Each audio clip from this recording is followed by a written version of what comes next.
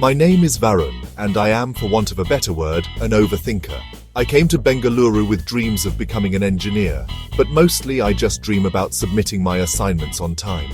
My life in the PG hostel was a predictable rhythm of instant noodles, coding, and avoiding the landlord, until Amit arrived. Amit didn't just enter room 203, he exploded into it, trailing loud music and even louder opinions. His first act? Unpacking a suitcase of garish t-shirts and a sound system that shook the walls. Bhai, tension nahin lene ka, he declared, as if my entire personality was a minor inconvenience he could fix with a catchphrase. That evening, as I prepared my sacred Maggie, Amit hijacked it, throwing in onions, mystery masala, and half a bottle of ketchup. My simple meal became a culinary crime scene. My quiet world had been invaded by a force of nature. Room 203 was no longer my sanctuary. It was Amit's stage, and I was just a bewildered member of the audience.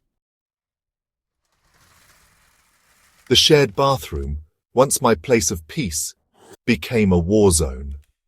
Amit's bathroom etiquette, non-existent.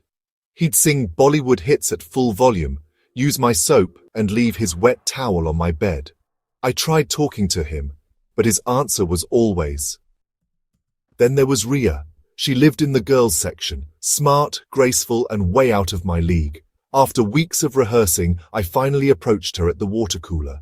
Just as I opened my mouth, Oye Varun, jaldi aa, match shuru ho gaya. Amit in boxers and a cricket helmet shouted from our window. Ria gave me a confused smile and walked away. Amit had managed to ruin not just my peace but my love life too. The PG food system was strict. Auntie watched every chapati. I followed the rules. Amit saw them as suggestions. Amit's food heists were legendary.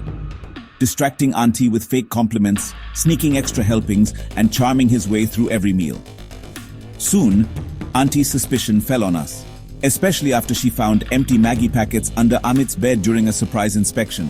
So much Maggie you are eating? Not allowed to cook in rooms? Auntie, this is old trash. We only eat your healthy food. The lie was bold, but Auntie wasn't fooled. She started watching me like a hawk. My reputation as the quiet, rule-abiding boy was gone. Now I was one half of the notorious food thieves of room 203. All thanks to Amit's appetite and complete lack of shame. I felt like a criminal trapped in Amit's web of chaos. My life had become a sitcom, and I was the unwilling sidekick.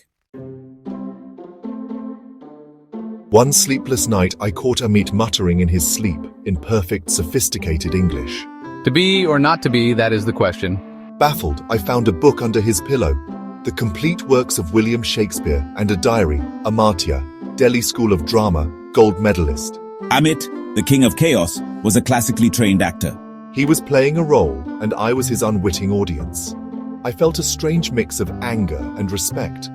My week of chaos had been a performance. I wasn't living with a slob, I was living with a thespian. Suddenly, his dramatic personality, his antics, his charm, it all made sense. The realization was both infuriating and bizarrely impressive. My life was a stage, and Amit was the star. I needed an exit. That was it. I couldn't live with someone who was always acting. I went to Auntie and begged for a new room. She agreed, probably relieved herself. Packing was pure joy. Amit just grinned. Tension nahin lene ka. I left room 203 behind, ready for peace in my new single room. I unpacked, breathed in the silence, and finally relaxed. Maybe now I could focus on my degree, and maybe talk to Ria without disaster. Just as I settled in, the door creaked open. They need absolute silence to build their empire. My queen, Cleopatra, does not like disturbances. My smile faded. The universe, it seemed, had a very strange sense of humor. The madness was far from over.